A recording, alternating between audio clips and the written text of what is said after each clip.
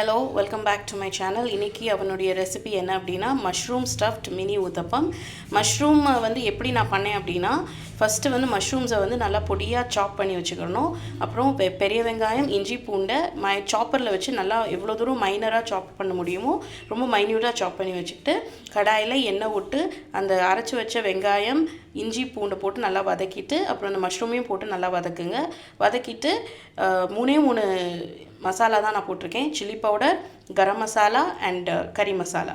இந்த 3 பவுடர் மட்டும்தான் போட்டிருக்கேன். அலாங் வித் சால்ட் போட்டு நல்லா சாட்டே பண்ணி முடிஞ்ச அளவுக்கு எண்ணெய் பிரிஞ்சு வர அளவுக்கு நல்லா திக்காக ஒரு ட்ரை கிரேவி வந்து நீங்கள் பண்ணி எடுத்துட்டிங்கன்னா அப்புறம் நீங்கள் தோசை வாத்துட்டு அந்த மஷ்ரூமை வந்து ஸ்டஃபிங்கை வந்து நடுவில் வச்சு நல்லா தோசை கரண்டி வச்சு நல்லா ப்ரெஸ் பண்ணிட்டீங்கன்னா அது உள்ளே போயிடும். அப்புறம் நீங்கள் திருப்பி போட்டு ஒரு 2 மினிட்ஸ் 3 மினிட்ஸ் அது வெந்ததுக்கப்புறம் எடுத்து கொடுத்தீங்கன்னா சாஸ் வச்சு கொடுத்தீங்கன்னா அட்டகாசமாக இருக்கும்.